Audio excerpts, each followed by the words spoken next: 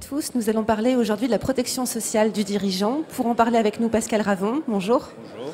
Donc vous êtes secrétaire général adjoint de la GSC. C'est un organisme de protection sociale dédié aux dirigeants.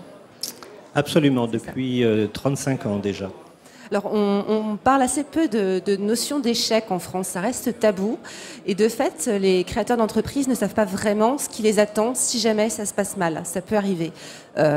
Et donc, souvent, ils savent qu'ils cotisent aux ACDIC, mais ça ne veut pas dire qu'ils vont percevoir des indemnités. C'est un peu compliqué, vous allez nous expliquer tout ça. Comment ça marche, la protection, l'assurance chômage du dirigeant ? Alors, en réalité, c'est un contrat d'assurance qui a été mis en place à l'initiative du patronat, donc MEDEF, CGPME, l'UPA pour les artisans. Donc, ce sont les trois organisations qui représentent les employeurs à l'UNEDIC, qui, 20 ans après la création de l'UNEDIC, ont décidé de créer un système pour protéger leurs adhérents, employeurs et chefs d'entreprise. Et effectivement, il y a un piège dans celui qui se croit protégé parce qu'il est assimilé salarié. Par exemple, le gérant minoritaire, salarié, il a tout le bulletin de paie comme le directeur commercial, par exemple, mais il ne devrait pas y avoir cette ligne de Pôle emploi, parce que Pôle emploi refuse d'affilier quel que soit le mandataire social, quelle que soit la forme juridique, à partir du moment où l'on dirige l'entreprise, il n'y a pas de lien de subordination. Alors du coup, comment un dirigeant peut se protéger en cas d'échec ? Alors c'est en souscrivant ce contrat qui a été confié à Groupama GAN en matière d'assurance, mais c'est un pool de co-assureurs également, là, avec une assise financière très solide. Et comme tout contrat d'assurance, il y a ce que l'on appelle un délai d'attente. Il faut souscrire ce contrat au moins 1 an avant qu'il y ait problème, et lorsque l'entreprise est encore en bonne situation économique et financière. Donc il faut anticiper. Absolument. Ça coûte cher ?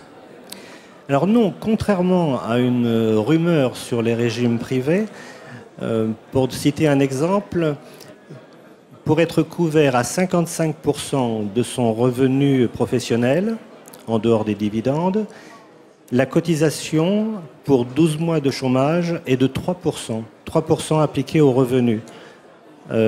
Si l'on compare aux 6,40 de Pôle emploi, appliqué à un revenu brut, on est en dessous de la moitié d'une cotisation d'un salarié, quand on considère bien sûr la part patronale et la part salariale.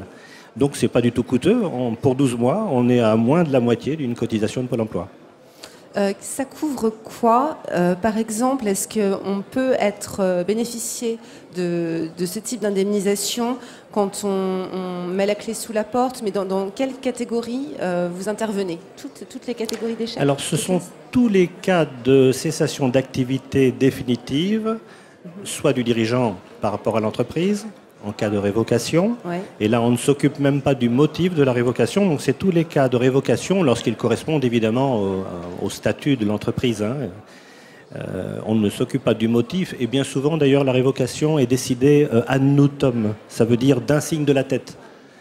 Ce qui veut dire, donc, il n'y a aucun motif à invoquer. Et on ne s'occupe pas, même s'il y a un juste motif qui doit être invoqué, on ne se heurte absolument pas sur le motif invoqué. La condition est d'avoir perdu son mandat social et de rechercher un nouvel emploi.